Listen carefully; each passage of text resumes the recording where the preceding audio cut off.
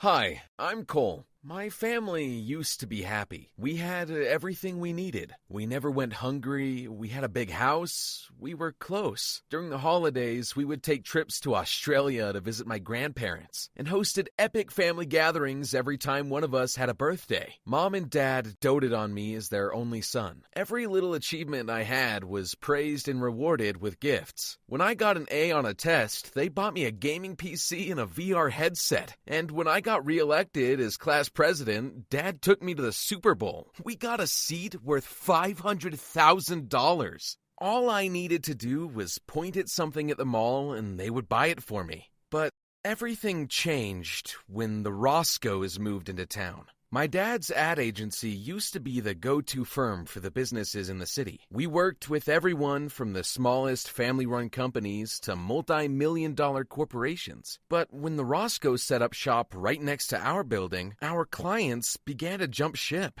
I remember Mom and Dad spending many sleepless nights trying to figure out what they were doing wrong and why their clients were leaving. They all went to Roscoe's. Even their employees hopped off the sinking ship and hitched their wagons to our rival company. And one day, the banks seized everything. They declared us bankrupt, and Mom and Dad lost their livelihood. We had to sell a lot of our stuff, even my PC and VR headset. On that day, the Roscoes watched the proceedings with glee. All's fair in business and war. Don't take the loss too hard. We had to pay our employees 3 times just to poach them, and taking your clients was a pain. They were so loyal to you guys that we had to sweeten the deal by demanding 10% less than you charged them. But I guess it was worth it.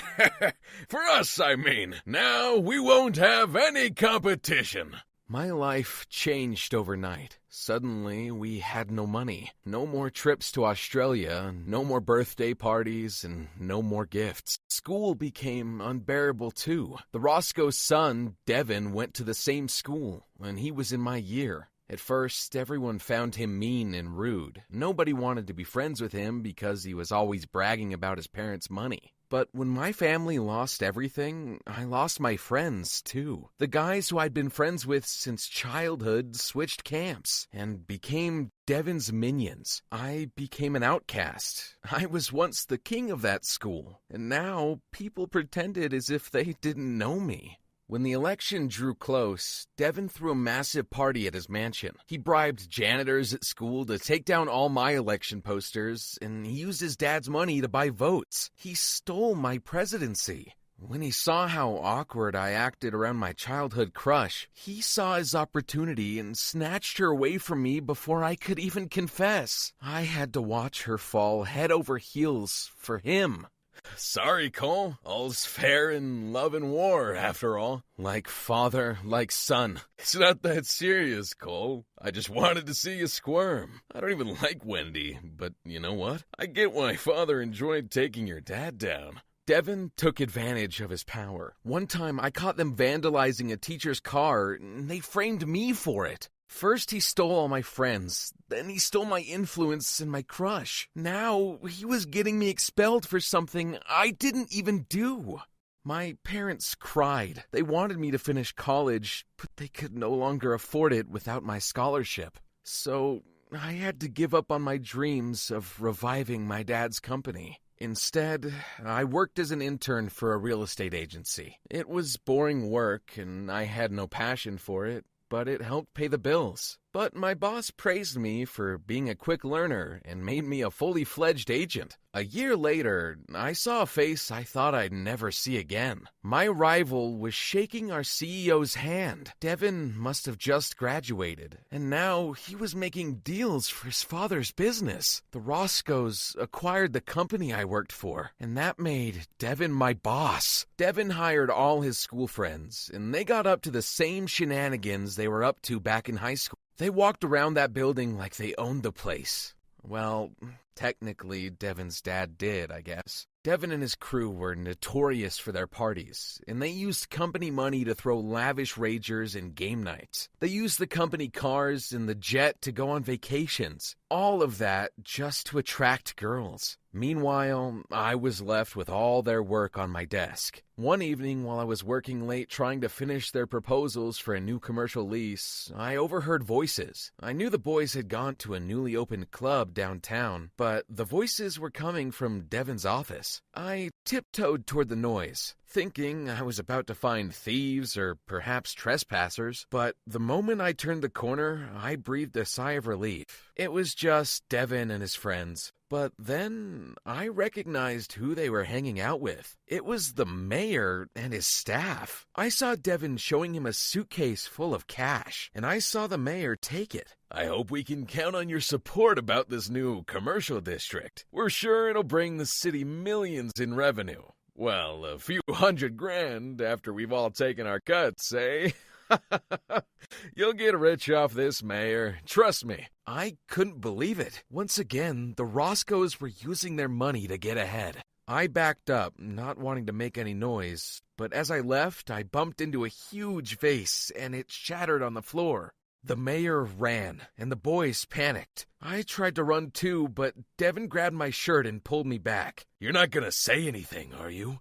What you did is a felony, Devin. So? Lots of people do it. Bribery really does run in the Roscoe blood, huh? You're not gonna keep getting away with it. Oh? My father bankrupted your family once, Cole. He can do it again. Devin fired me, and my parents and I became homeless when we couldn't pay the mortgage. We lived on the streets every day. A month later, I saw a huge crowd gathering at the agency. A famous actress was visiting in search of a penthouse. Before she could get in the building, I stepped forward to offer my services. It wasn't every day that you get to help a movie star buy an apartment, and I was desperate for a job. But just after I introduced myself, Devin appeared and pushed me aside. Excuse him, Kara. He's just a beggar. I'm the CEO's son. I'll help you find your dream home. Now run along, Cole. A beauty like Kara deserves an agent like me, not a homeless man who can't even keep his job. He turned back to Kara. So, shall we start looking at properties? I don't know. I actually prefer working with people who are humble. On the other hand, arrogant guys are my pet peeve. So I'm going with him.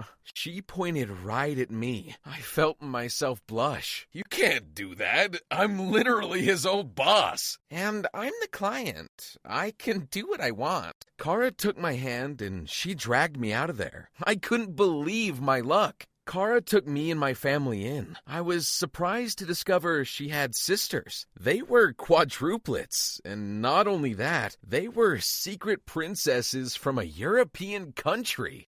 I found Kara, Janine, Corey, and Lana the perfect penthouse. They loved it so much, they hired me again to find a building they could use as an office. Turns out the sisters were also amazing businesswomen who had billions, and they wanted to build their own real estate agency. They used my knowledge and expertise, and when they bought a building, they gave me the keys. The Quadruplet princesses made me the CEO of their newly formed agency. They spoiled me and treated me like I was their king. They even dressed up in maid uniforms and served me tea.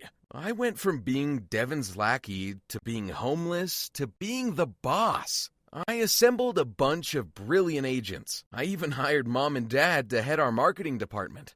And within months, the business was thriving. We were getting contracts left and right, and Devin's old clients transferred to us as soon as they heard about all the good deals we got our clients. Devin stormed our offices. I demand to speak to whoever's in charge. I intend to sue this company for stealing all my clients. Devin, I'm gonna have to ask you to lower your voice. It's you. I'm surprised you're not in the streets begging still. Now fetch me the CEO, peasant. I was about to tell him, but then the elevator dinged open and Kara and her sisters stepped out, looking as glamorous as ever. Devin assumed Kara was the CEO. So, the rumors were true. You poached all my best agents and used your visit to my company as a ruse. You're smart, I give you that. You might be pretty, but this is business, Kara, and I won't hesitate to take a girl down. You won't have to. She's not the CEO. I am. I poached your agents and I took your clients. Devin was in so much shock, I could see foam coming out of his mouth. No. You're lying! Nah, that's your area of expertise, not mine. Kara and her sisters are just here to talk about our wedding venue. That's right, they're all my fiancés. And just for your arrogance and for insulting my soon-to-be wives, I'm thinking a bit of revenge on you and your family is long overdue. What? You gonna cry about it or something? Janine, dear, do you mind calling our lawyers? Tell them to buy all the shares we can get from Rosscorp. I'd like to buy the whole thing, just to shut it down. At first, Devin laughed. He couldn't believe I had that kind of money. But when he heard the lawyers address Janine as Your Royal Highness, he began to panic. No, please! My family depends on that company. My father will disown me. Please, have mercy! Janine handed me the phone. Yes, at any price. Offer the shareholders double if you have to. I want it done today. No, please, stop! I'd hurry if I were you. My lawyers work fast. And in this traffic, by the time you get back to the office, your things may be on the roadside. Devin tripped over himself running, and I held my girls. The women who made all my dreams come true and restored my family's fortune. And I kissed them.